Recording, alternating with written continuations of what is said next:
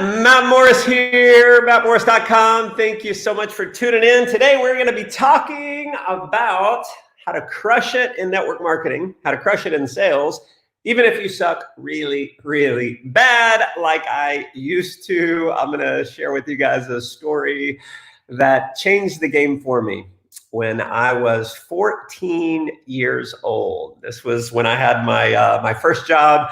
It was selling newspapers door to door. So I'm going to give you guys the strategy and the philosophy. I've carried with me that philosophy now. I'm 43, so you guys are probably better at math than I am. So you do the math, but have carried that philosophy with me for a long time. I did forget it for a period of time, but it came back, thankfully. So listen, as you guys hop on, let me know where you're tuning in from. Give me your city, your state, your country.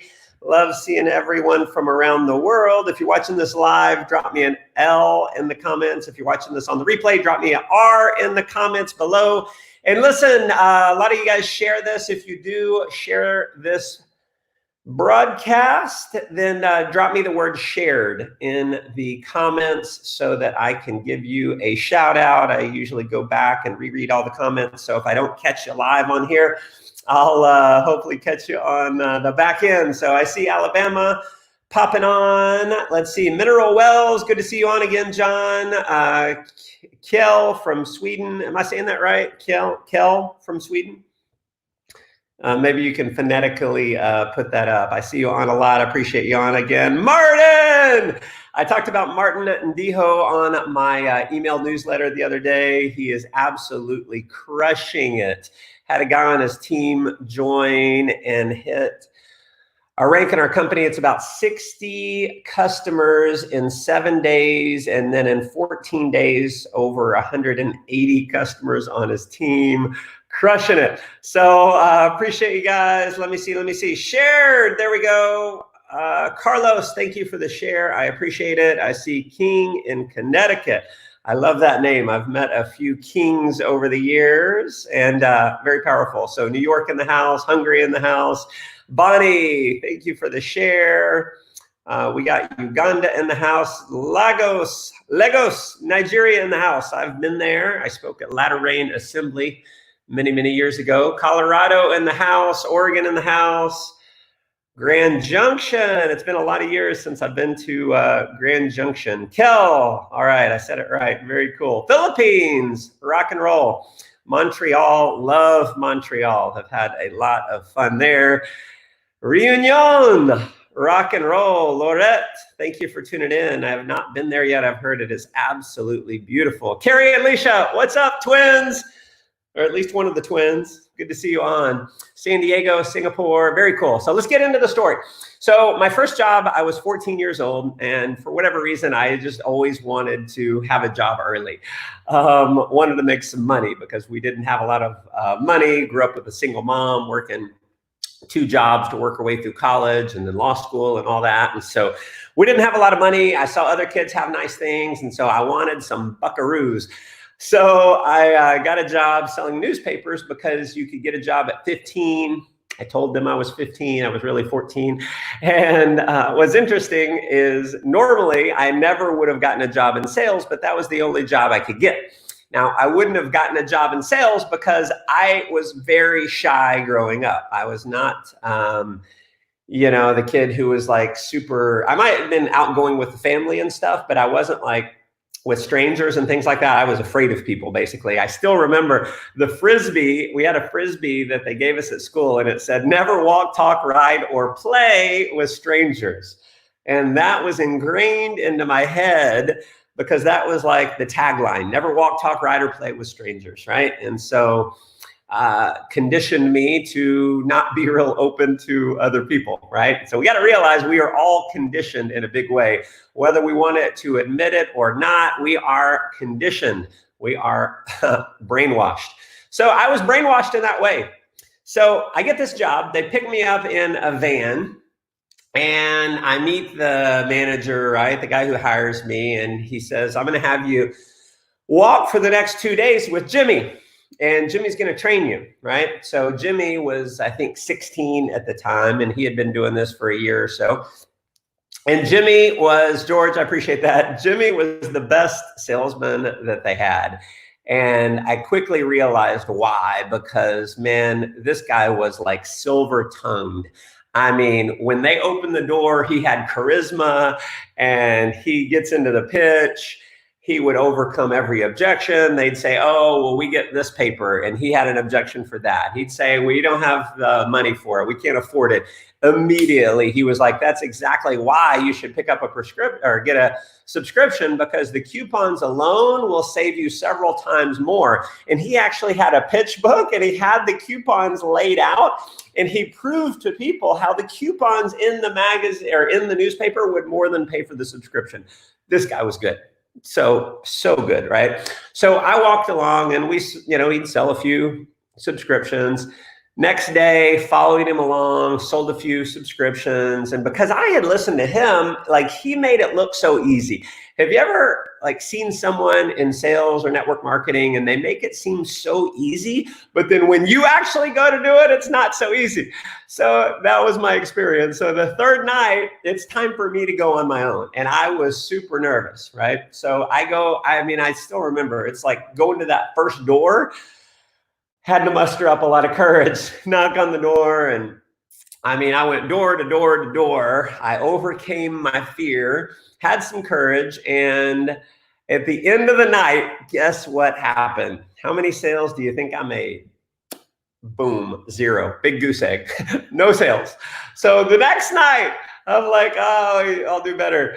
The next night we go out and it was like, I don't know, 3 or 4 hours. I can't remember. I think they'd pick us up at 6 and we'd go till 9. So it was like 3 hours and I made no sales. So 2 nights in a row, no sales. The third night, I don't think I made any sales the third night. I eventually got to the point where I would sell maybe 1 a night. Sometimes on a lucky night, 2 a night. Now Jimmy would sell like 6 in a night.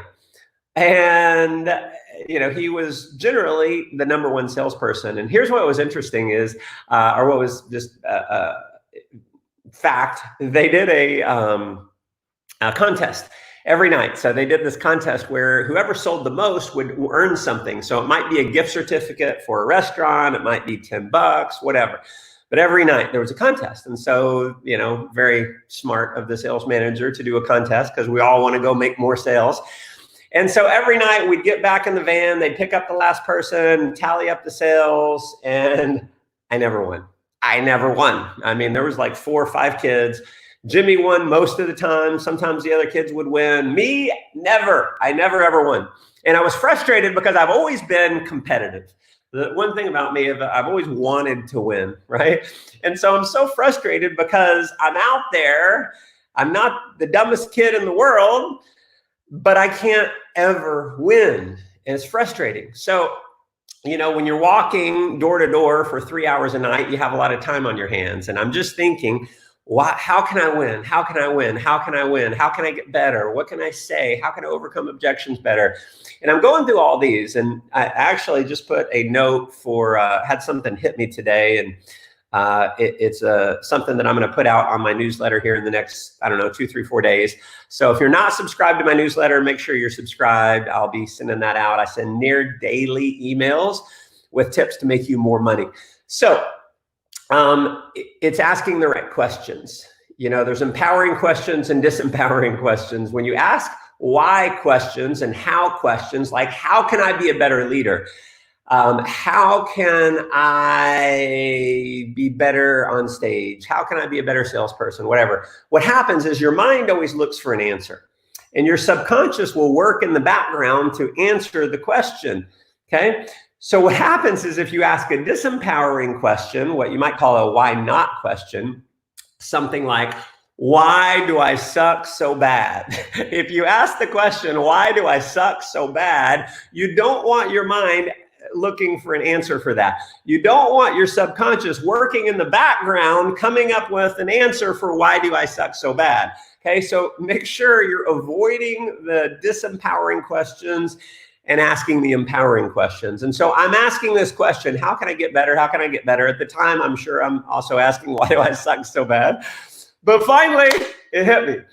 And I thought, Jimmy, amazing salesperson, but he's a little heavy set. He moves a little slow. Me, I was a skinny, wiry kid, so I'm thinking I can move a lot faster. So I'm like, well, maybe if I just talk to more, knock on more doors, I can catch up to Jimmy. So that became my strategy. I would sprint from door to door. I would just sprint. Now I got in even better shape. And what happens was there's, more than half of the doors you knock on don't even answer. So you can talk to way more people if you just go faster. And so that's what I started doing. And guess what started happening? Every once in a while, I started winning the contest at night. Every once in a while, I would actually sell more than anyone else. Now, let me ask you guys in the comments below, let me know, was it because I was a better salesperson? Is that why I won? In the comments, let me know. Come on. Is it because I was a better salesperson? Not at all. Wasn't because I was a better salesperson at all. Why did I win? Sometimes. Because I talked to more people.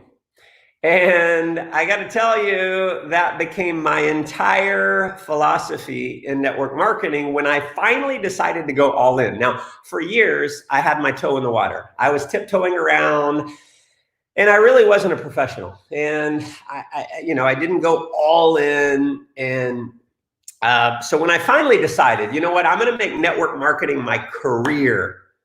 I'm going to go all in like I've never gone all in before. And I'm okay with getting rejected massively, just like I did when I went from door to door, because I wanted to win in network marketing. In fact, I remember joining a company and my upline was a guy named Wayne, my mentor in network marketing. And on a scale of 1 to 10, he was a 10. I mean, as good as anyone I've ever seen in network marketing, he's still just as good as just about anyone I've ever seen in network marketing. Silver-tongued, he gets on stage, people hang on every word he says when he does one-on-one presentations. I mean, he knows what to say, how to say it. He knows how to overcome objections. Like, the guy's just silky smooth, right? And I looked at him and I'm like, man, on a scale of 1 to 10, he's a 10. I'm about a 3 or a 4. So how am I ever going to make more money than him? The same way I made as much money as Jimmy some of the time is by talking to way more people. So that became my strategy. And I just went out and went for no a lot more than everyone else. And I've said it over and over. I probably sound like a broken record to you guys, but I'm not the best at any one thing. I'm not the best inviter, presenter, following up with people, getting people started, trainer, not the best at anything. But overall, oftentimes I make the most money. Why? Because a massive, massive commitment to going through the numbers. So here's the whole thing. What you lack in skill, you make up for in numbers. The great Jim Rohn, may he rest in peace, had an amazing audio. And if you're a professional in network marketing, you should definitely listen to this audio. It's called Building Your Network Marketing Business. I need to find it around here. I haven't listened to it in a while, but so I am due up myself. But he said, on the scale of 1 to 10, if someone else on a skill level is a 10 and you're a 1, you still win if you work 10 times harder. And so if you suck right now, remember this: what you lack in skill, you make up for in numbers. If you're a leader in network marketing and you're really good, you can try as much as you might to make people as good as you, but they're never going to get as good as you unless they're willing to go do the numbers that you've done. See, sometimes as leaders, we love our people. Right? We love our people in general. If you're a great leader, you love your people. I love my people and I want them to win. And sometimes as parents, so to speak, I have 3 children. Sometimes as parents, we don't want our children to have to go through the same pain that we went through. So I was broke as a kid for the most part, right? And I don't want my kids to have to suffer, but it's the suffering that gave me the desire.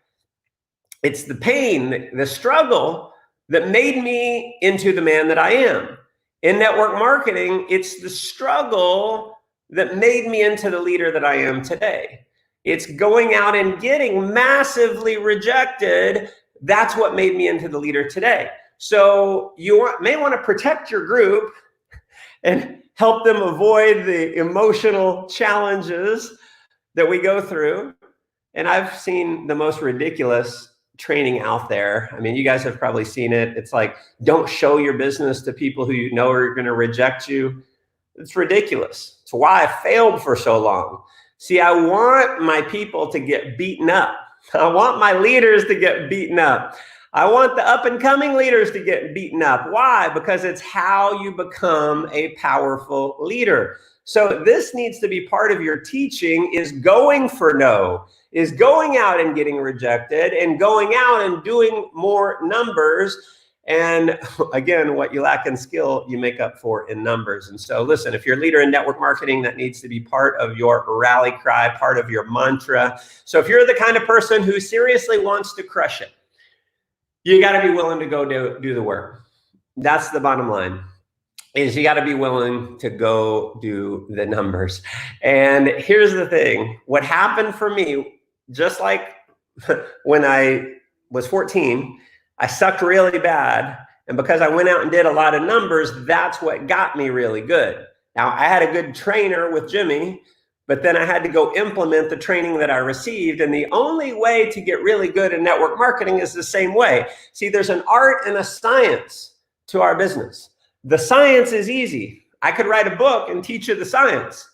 In fact, I have written a book, multiple books, okay? But the science, if it was all up to the science, we'd all be millionaires, wouldn't we? You got to learn the art. See, the art is knowing the right thing to say at the right time to the right person. It's noticing people's body reactions. It's noticing the looks on their face. And, you know, it's learning how to motivate others. It's learning the things that motivate others and the things that motivate certain types of people. And the only way you get all that is going out and doing massive, massive numbers. There's no quick fix. I mean, I'd love to, like, I've got training products that are absolutely amazing. My books are amazing. They help people in a huge way. I have a 7-week video coaching program. It's awesome, freaking amazing. But no matter how good it is, I'd love to tell you, hey, buy it and you're going to be a millionaire in network marketing, guaranteed. But that's not reality. If you don't apply what you learn in my coaching, it's never going to work. And if you apply it a little bit, even though the strategies are amazing, among the best in the world, even if you just do a little bit, you're never going to get mastery. You're never going to get really good. So my friends, be patient with your results. Sometimes it takes a little while to get the art. No one can teach you the art. The art, I mean, we can teach you subtlety. We can teach you some of the art, but it's just one of those things you have to get by feel. It's kind of like riding a bike, you know, you can't, no one reads a book on riding a bike. No kid reads a book on riding a bike and then can ride a bike. No kid listens to their parents and says, hey, this is how you ride a bike. Let me show you how to ride a bike. And you get on a bike and you show your kid how to ride a bike and then you hand your kid the bike. What happens? They fall off. And then they fall off again. And they fall off again. Why? Because you got to get the balance. In network marketing, you got to get the balance. In sales, you got to get the balance. In leadership, you got to get the balance. In public speaking, you got to get the balance. On doing these live videos, you got to get the balance. You got to get the balance on just about everything if you want to have mastery. The key is this: you got to be okay and willing to fall off a bunch of times before you get the balance and before you get really, really good. So listen, if you enjoyed this message, hit the share button. Let me know in the comments what you like about it, what you got out of it. Appreciate you guys tuning in. And let's go make life an adventure. Take care, my friends.